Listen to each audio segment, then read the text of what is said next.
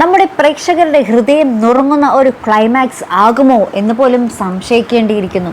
അതേ പ്രേക്ഷകരെ, നമ്മുടെ പ്രതീഷ് ജയിലിൽ നിന്നും ഇറങ്ങുകയാണ്. നമ്മുടെ രഞ്ജിത പ്രതീഷിനെ ജയിലിൽ പോയി എന്താ പറയുക, എരുതിയിൽ എണ്ണ ഇട്ട് കൊടുക്കുന്ന ഒരു രംഗങ്ങളൊക്കെ തന്നെയാണ് നമുക്ക് കാണുവാൻ സാധിക്കുന്നത്. രഞ്ജിത പറയുന്നുണ്ട്, നിൻ്റെ അമ്മ ഇത്ര നാൾ നിന്നെ കാണാൻ വന്നില്ലല്ലോ, നിൻ്റെ ചേട്ടന് നീ അനിയനാണെന്ന് പറയുന്നത് തന്നെ നാണക്കേടാണെന്നൊക്കെ പറഞ്ഞിങ്ങനെ ഭയങ്കരമായിട്ട് വിഷം ചീറ്റി കൊടുക്കുന്നുണ്ട് കേട്ടോ. അപ്പോൾ നമ്മുടെ പ്രതീഷ് ഇങ്ങനെ ആകെ കലിപൂണ്ട് നിൽക്കുകയാണ്. അപ്പോൾ പ്രതീഷ് ഇനി ജയിലിൽ നിന്ന് ഇറങ്ങുമ്പോൾ നമ്മുടെ സുമിത്രയോടും അനിരുദ്ധിൻ്റെ അടുത്തും എങ്ങനെയായിരിക്കും പകരം വീട്ടാൻ പോകുന്നത്?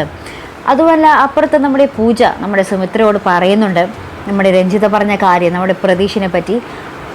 പ്രതീഷ് ഏട്ടൻ ജയിലിലാണെന്നുള്ളൊരു വിവരം നമ്മുടെ പൂജ നമ്മുടെ സുമിത്രയെ അറിയിക്കുമ്പോൾ നമ്മുടെ സുമിത്രയ്ക്കകത്ത് താങ്ങാനാവാതെ കുഴഞ്ഞു വീഴുന്ന ദൃശ്യങ്ങൾ തന്നെയാണ് നമുക്ക് കാണുവാൻ സാധിക്കുന്നത്. എന്തായാലും വളരെ സംഘർഷഭരിതമായ മുഹൂർത്തങ്ങൾ തന്നെയാണ് കേട്ടോ ഇനി കുടുംബവഴക്കിൽ വരാൻ പോകുന്നത്. എന്തെങ്കിലുമൊക്കെ ആ ഒരു ട്വിസ്റ്റ്, നമ്മുടെ രോഹിത്തിൻ്റെ വരവോ അങ്ങനെ എന്തെങ്കിലുമൊക്കെ ട്വിസ്റ്റ് ഈ ഒരു കുടുംബവഴക്കിൽ വരുമെങ്കിൽ അത് നമുക്ക് പ്രേക്ഷകർക്ക് ഏറെ സന്തോഷമുള്ള ഒരു കാര്യം തന്നെയായിരിക്കും. ഇനി പ്രതീഷ് പുറത്തിറങ്ങിയിട്ട് നമ്മുടെ രഞ്ജിതയുടെ ആ ഒരു ദുഷ്ടമനസ്സ് അറിയാവുന്ന പ്രതീഷ് ഇനിയും എന്താ പറയുക, സുമിത്രയും അനിരുദ്ധിനെയും നെഞ്ചോട് ചേർത്ത് തിരിച്ച് നമ്മുടെ രഞ്ജിതയോട് പകരം വീട്ടുന്ന ആ ഒരു രംഗമാണെങ്കിലും നമ്മുടെ എന്താ പറയുക പ്രേക്ഷകർക്ക് ഒരു ആഘോഷം തന്നെ ആയിരിക്കും.